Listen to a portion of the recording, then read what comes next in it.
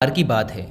तथागत गौतम बुद्ध से उनके एक शिष्य ने पूछा कि कर्म क्या है। यह सुन गौतम बुद्ध मुस्कुराए और उन्होंने जवाब दिया, कर्म को समझाने के लिए मैं तुम्हें एक कहानी सुनाता हूँ। इस कहानी को सुनने के बाद तुम सभी यह समझ जाओगे कि कर्म क्या है।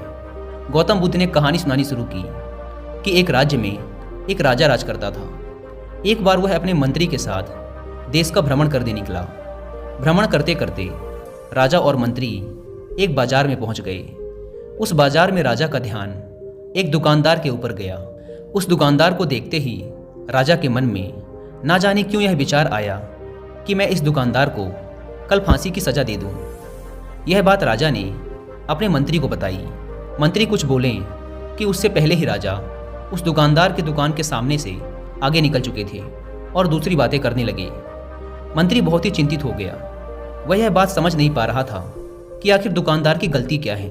दुकानदार से बिना कुछ बात किए, बिना कुछ सोचे समझे महाराज ऐसा फैसला लेने के बारे में क्यों सोच रहे हैं। राजा और मंत्री भ्रमण करने के बाद राजमहल वापस चले गए, लेकिन मंत्री को रात भर नींद नहीं आई।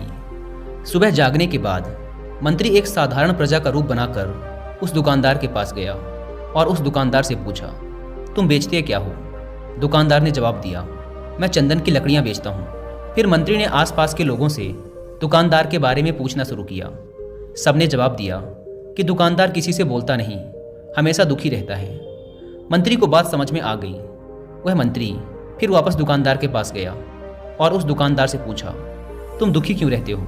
दुकानदार ने बताया, मैं दुखी इसलिए रहता हूँ क्योंकि मेरे दुकान पर लोग आते हैं, चंदन की लकड़ियाँ सूंघते हैं और बोलते हैं बहुत ही सुंदर है, बहुत ही अच्छी महक है, लेकिन कोई खरीदता नहीं, इसलिए मैं बहुत दुखी रहता हूँ। मंत्री को भी दुकानदार की बात सुनकर दुख हुआ। उसने सोचा कि आखिर कोई भी दुकानदार दुखी क्यों ना हो अगर उसके दुकान का कोई भी सामान खरीदा ना जाए, जबकि सामान में कोई कमी ना हो। मंत्री सोचने लगा कि यह दुकानदार अपने दुखों की वजह से इतना दुखी रहता है, परंतु राजा इस दुकानदार को फांसी पर क्यों लटकाना चाहते हैं। अर्थात राजा के मन में आए हुए विचार का उत्तर अभी तक मंत्री को नहीं मिला था।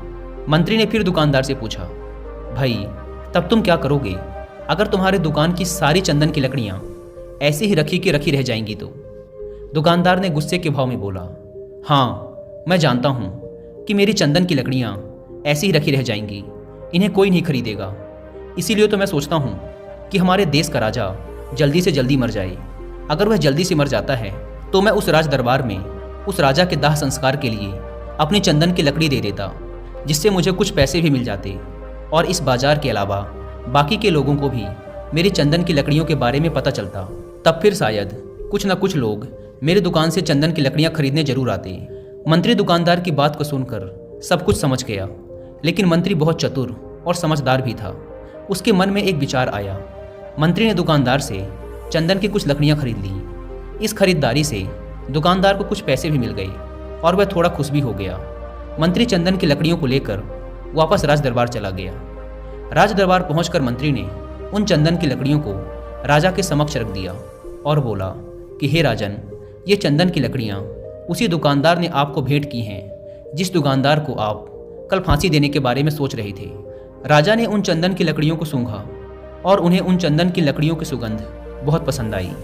उन्होंने कहा, यह चंदन की लकड़ियाँ बहुत ज़्यादा खुशबूदार हैं। दुकानदार के इस अनोखे भेंट से राजा बहुत खुश हुए और मंत्री को कुछ स्वर्ण मुद्राएं देकर बोले, जाओ उस दुकानदार को ये स्वर्ण मुद्राएं इनाम में देना और बोलना कि आज के बाद महल में जब कभी भी चंदन की लकड़ी की ज़रूरत पड़ेगी तब तुम्हारे दुकान से ही चंदन की लकड़ी ली जाएगी। यह बात सुनकर मंत्री जी मुस्कुराने लगे तथा सोचने लगे कि अब तो राजा के मन में उस दुकानदार को फांसी देने का विचार आ ही नहीं सकता, क्योंकि अब तो हमेशा राज दरबार के लिए चंदन की लकड़ियों के इंतजाम की जिम्मेदारी उस दुकानदार को मिल गई है। मंत्री स्वर्ण मुद्राओं को लेकर वापस दुकानदार की तरफ चल पड़ा। इधर राजा इस विचार में पड़ गए कि वह दुकानदार तो बड़ा ही अच्छा इंसान है। जिस वक्त मैं उसके बारे में यह सोच रहा था कि मैं इसको कल फांसी दे दूं, तब शायद उसके मन में उस समय यह विचार चल रहा था कि राजन पहली बार मेरे दुकान के सामने आए हैं, क्यों ना मैं उनको अपनी सुंदर और खुशबूदार लकड़ियों को भेंट करूं। और आज उसने मुझे भेंट भी किया। बेवजह ही मैं उसको फांसी देने के बारे में सोच रहा था। इधर मंत्री दुकानदार के पास पहुंच गया।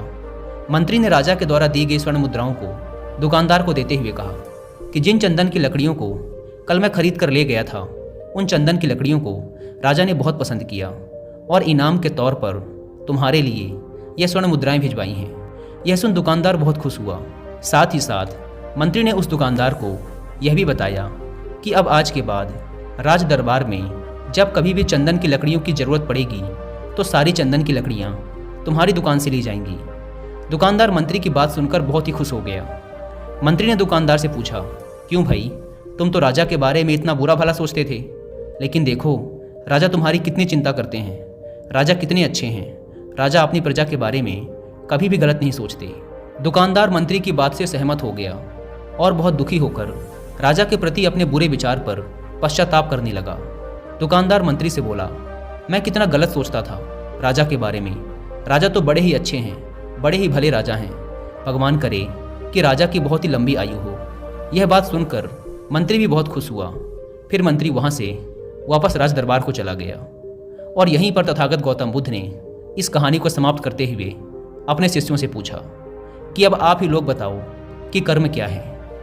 किसी शिष्य ने कहा, कर्म बोले हुए शब्द हैं। किसी शिष्य ने कहा, कर्म वाणी है। तो किसी ने कहा, कर्म सोच है। तो किसी ने कहा, कर्म भावना है, वगैरह वगैरह। अपने सारे शिष्यों के जवाब सुनने के बाद महात्मा गौतम बुद्ध ने कहा कि इंसान के विचार ही उसके कर्म हैं। हमारे विचार जैसे रहेंगे हम वैसे ही कर्म करेंगे और उन्हीं विचारों के द्वारा किए हुए कर्म हमारे सुख और दुख के लिए उत्तरदायी होते हैं। अर्थात अगर हमारे विचार ही गलत हैं तो हमारे द्वारा किए हुए कर्म भी गलत ही होंगे और उनका परिणाम भी गलत ही निकलेगा, जिसके परिणाम स्वरूप हम दुखी रहेंगे। अगर हमारे विचार सही रहेंगे तो हम सही कर्म करेंगे। सही कर्म करेंगे तो फिर सही फल मिलेगा, जिससे हमारे जीवन में सुख आता है।